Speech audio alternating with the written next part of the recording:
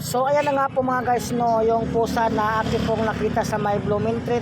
At ayun nga po, akin na po siyang pinapainom po ng gatas. Dahil nga po doon sa Blooming Treat, nag-iikot po ako ng mga istre, napapakain po ako ng mga istre. At malayo pa lang ako no, ay narinig ko na talaga yung boses po nila nga iyak ng iyak. Dahil nga po ay itinapon lang po sila sa may halamanan po, no, sa gilid po ng kalsada. So nung narinig ko po siya iyak ng iyak, sinundan ko po yung boses nila kung saan sila galing. At yun nga po, nakita ko nga sila doon at iyak ng iyak, ay nanginig na po sa takot at mga gutom sila sa sobra ding init. Di ko po alam po no, kung sino po ang nagtapon sa kanila doon.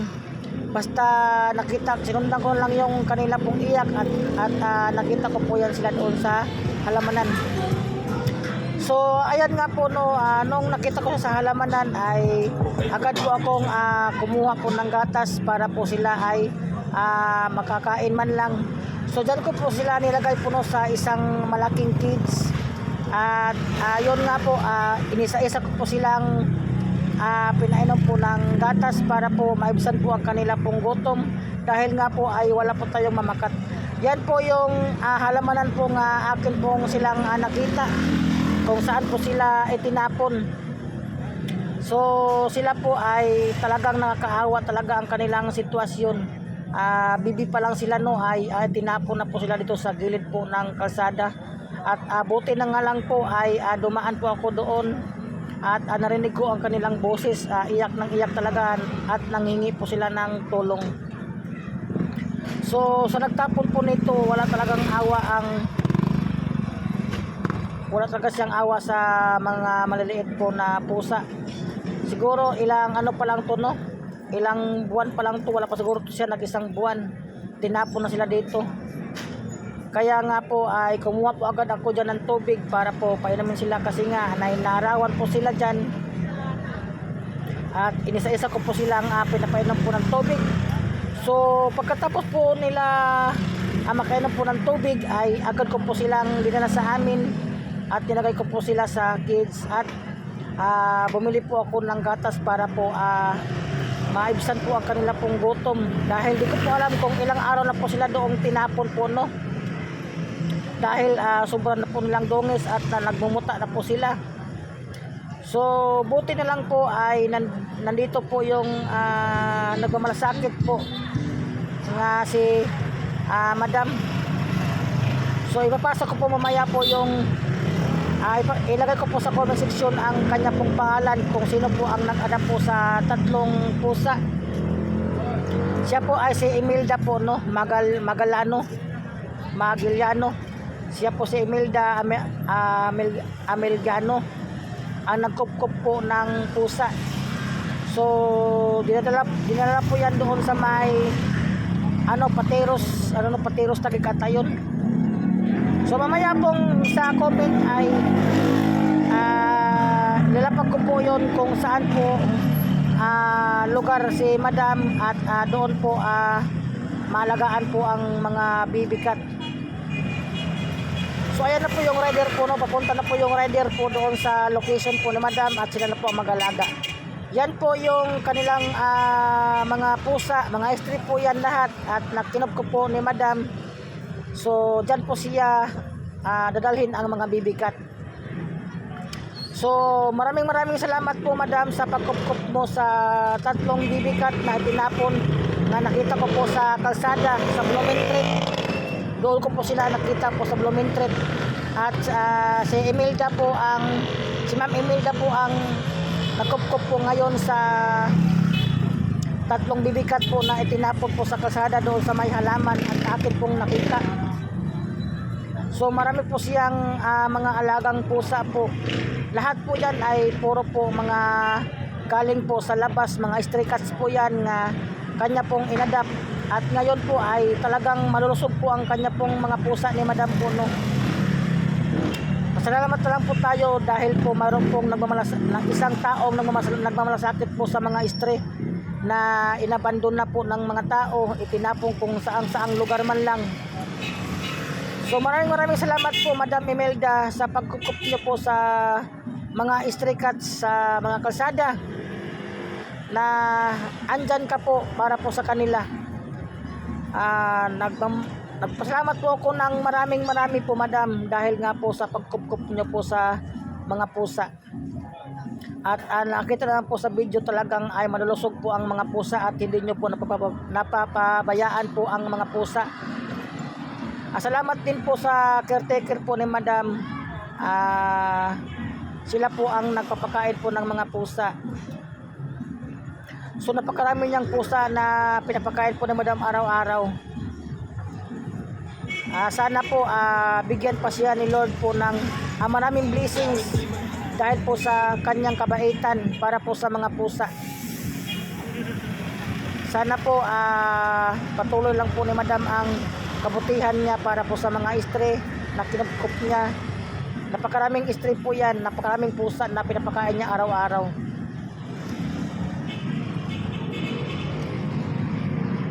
Lahat po yan mga pusa puno ay malulusog.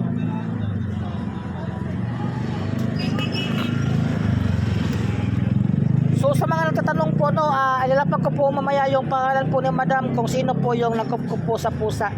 So ayan po yung mga pusa po na kinupkup po niya, na galing po sa iba't iba pong lugar, na inilagaan po niya ng maayos, at kita naman po ang mga nakuha na po ni Madam galing po sa iba't iba pong kalsada pong mga pusa, at na-rescue po niya lahat yan. At ngayon po ay malulusog po yung mga pusa. Thank you po Madam, God bless. At ito nga po yung pusa na pinainom ko po ng gatas. So kasi nga iyak sila kanina, talagang ay pinakain ko po sila para po maibsan po ang kanila pong gutom. So ako po si Jonel Agang po, isa po akong stray feeding cats, dogs. Isa po akong tao nga nag-iikot po dito po sa Metro Manila para po magpakain po ng mga stray. So lahat po ng aking pong madadaanan po mga stray ay akin po talagang pinapakain. Wala po ako pinapalagpas pong mga aso pusa. Basta kapag sila po ay aking nadaanan at makita, sila po ay bibigyan ng pagkain para maibsan po ang kanila pong gutom. So ganyan po ako po So sa mga natatanong po ako kung talagang cat lover ba ako o dog lover. Dog lover po ako, cat lover po ako. Dahil nga po kung wala po yung aso at pusa ay wala rin po ako ngayon sa mundo. Dahil nung maliit pa ako ay nagkaroon po ako ng malubhang sakit. Buti na lang po nandyan po yung pusa namin tsaka aso. Wala na pong doktor na nagpapagaling po sa aking sakit. Simula po nang ginilaan po yung aking katawan ng aso po namin at saka pusa. Tapos mga ilang araw lang po ay gumaling po ang aking sakit. Wala po talagang ibang doktor na magpapagaling po ng aking sakit po dahil nga po sa malubha kong sakit. Nagpapagaling po sa akin yung aso at pusa. Kaya po ngayon tumbasan ko po ang kanilang ginawang kabutihan nila para po sa akin. Kaya po ako ganito ngayon, nagpapakain po ng mga aso at pusa para ibalik po sa kanila po ang kanilang pong kabutihan na ginawa nila sa akin.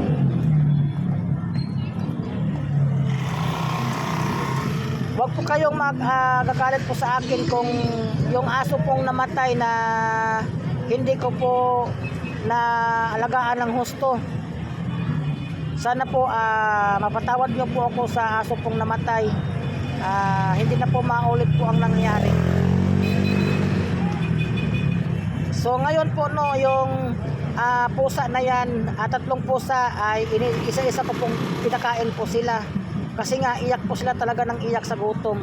Nanginginig na po sila sa gutom talaga. Kaya pinakain ko na po sila dyan. At pinaubos ko sa kanila ang isang baso pong gatas. Sila pong tatlo po ang pinapakain ko ng gatas. Kasi nga di ko po alam kung ilang araw na po sila hindi kumain.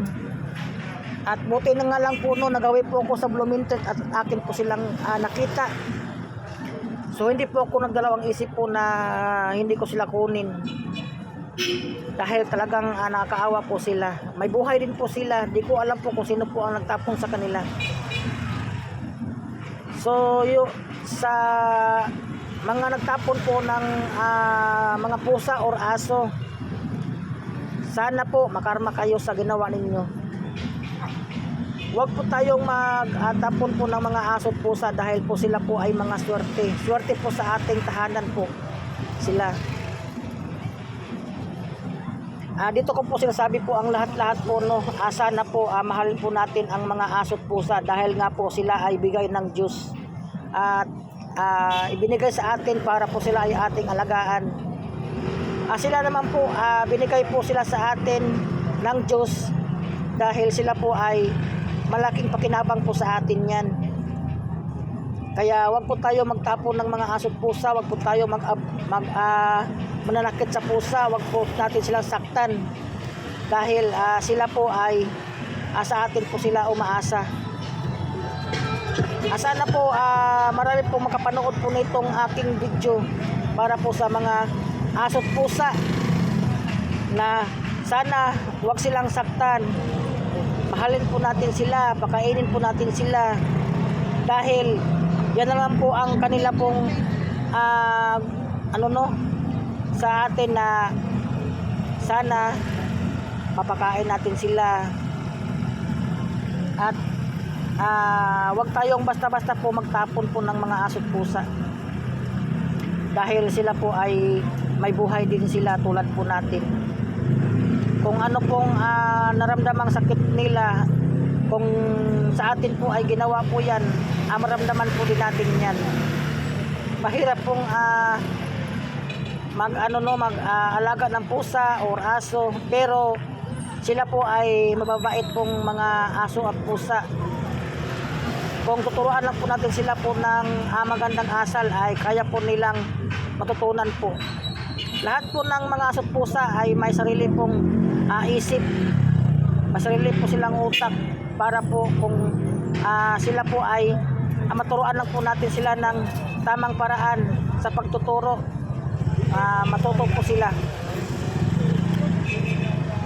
Salamat po sa mga tumulong po sa mga aso at pusa, kay Madam Imelda Magiliano ba yun? Salamat, maraming salamat po, Madam. Yan po yung kanya pong mga pusa.